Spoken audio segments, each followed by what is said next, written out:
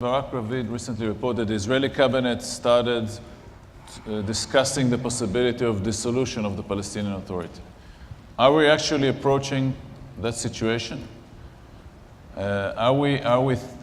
Is there new thinking among the Palestinian leadership, among the political elite on the Palestinian side, of a different way of dealing with this, given the failure, given the ongoing occupation, given the growth of settlements, etc., etc.? Yes, yes and no, Aloof. Yes, there is new thinking in Palestine about how to deal with this.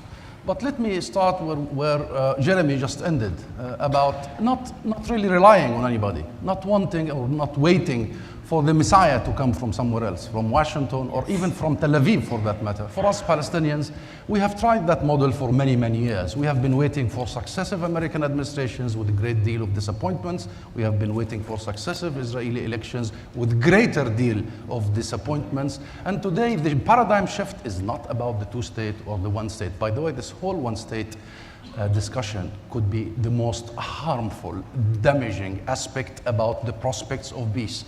Because if you offer the Palestinians a real one-state, equal rights for all of its citizens, egalitarian state by the meaning of egalitarian, I think most Palestinians, the majority, will accept that. But I do not believe this is the discussion today.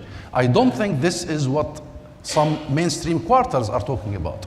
And therefore, number one, we have to think about this as really damaging in terms of its intent to deprive the Palestinians of the one thing we have, which is the illegality of the occupation and the settlements. And once we remove that 1967 lines, then I believe the situation will be just entrenched one-state reality as we are facing. And by the way, tactically, it might be the right wing in Israel tactic to try and erode that line. So we have to be mindful.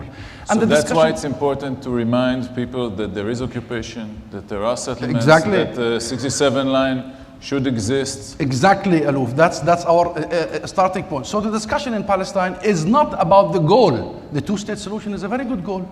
The one-state egalitarian is a very good goal. The discussion in Palestine is about the means, is about the road, the route to get to your destination. And here we are witnessing a paradigm shift. And let me outline the component of this paradigm shift in Palestine, Palestinian politics. You asked about the leadership, you asked about the political class, and you asked about the public. And this shift is a process. It is going to take time. Sometimes it is slow. So I'm not talking about stuff that is already happened. I'm talking about stuff that is happening. The first component of this paradigm shift within Palestine is to unprocess us, un-Oslo us, un-limbo us. Enough 20 years of being in a limbo, in a gray area, undefined. Are we under occupation, over occupation, next to occupation, emerging from occupation? Are we an authority or not authority? We are done with this. And therefore, when you hear Dr. Saeb Erekat talking about the need to redefine relationship, when you follow the PNC, the Palestine National Council, and the Central Council taking serious decisions about the unprocessing us, it's our attempt to proceed in a different way towards the two-state solution. Number two, it is our attempt to de-link our rights from a solution. Said who? That we have no rights in the absence of a solution. Said who? That we should wait another 22 years to reach a solution. Let Israel and Netanyahu and Lieberman and all what have you do whatever they want to do damage on their own society and on us. And in the meantime, we are really going through a very painful exercise. And you just had one example of a man who was shot last week, and he happened to be the nephew of Dr. Saeb Erekat. But he was also engaged in, he was also engaged in an attack. Until we get to know what exactly happened. And there is no due process so far to be credible. But this is not the discussion. We are delinking, and we have rights under occupation. And we have rights in the process of a political solution. Number three of this evolving process of trying to shift our minds of the means and ways and tools is nonviolence. This is going to take time. It's not an easy thing to just start on nonviolent rules. But we have started a few years ago. The UN is a non-violent legitimate tool. When Netanyahu talks about our UN as diplomatic terrorism, I don't understand what he means. The ICC and the idea of accountability is a legitimate non-violent tool upon us. The BDS and people's ability to boycott illegality, not reverting to violence, is a legitimate tool in the hands of people.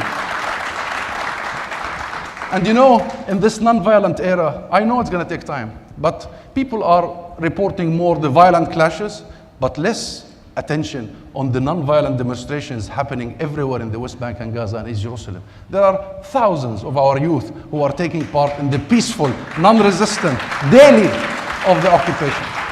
This process is going to take time, and with it, the internationalization of our cause, and with it, the seeking of international sanctions on the illegality. And I'm saying this, Aloof, because we have got to the conviction that the problem is a Palestinian problem. Israel has not really convinced itself, and I mean by Israel, not the entire Israeli society, the political class, that they have a problem with the small window.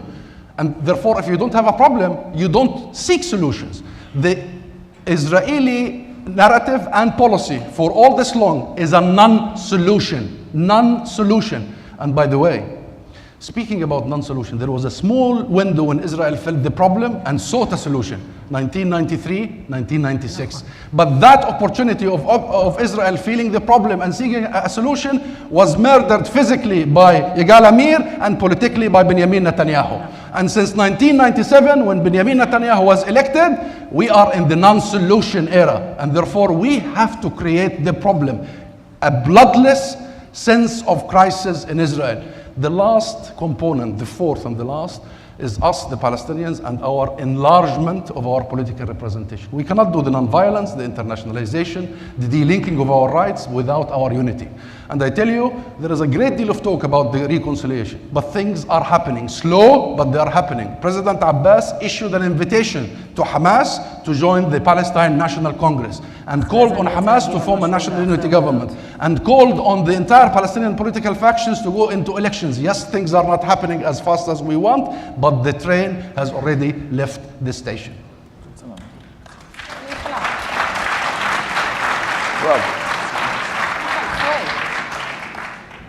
Look at historic events that Israel has only acted when under pressure.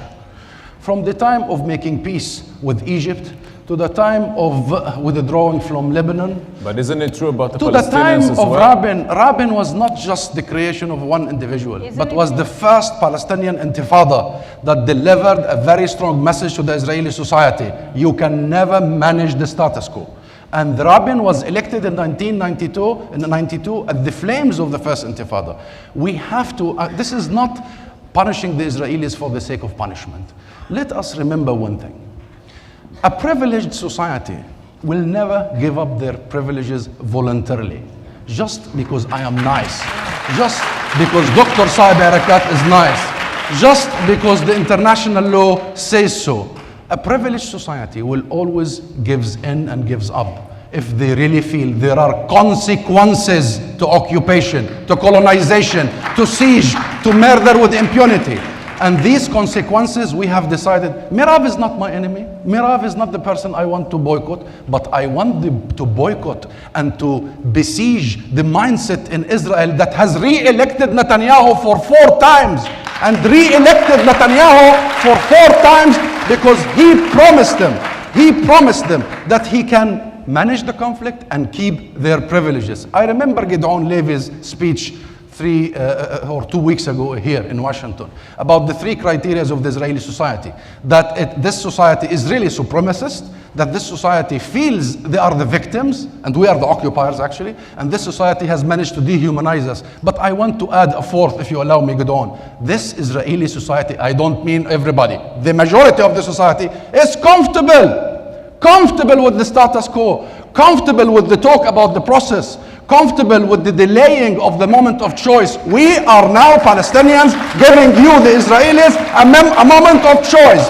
And the moment of choice is not 1 state or 2 states. No, the moment of choice is an ordinary, normal Israel, or an Israel that is plagued with murder with impunity, plagued with settlers in control of your society, plagued with hundreds of laws in the Knesset that mostly racist in my opinion, and plagued with its inability to separate between the 1967 expansion and Israel itself. And today we have one choice to make.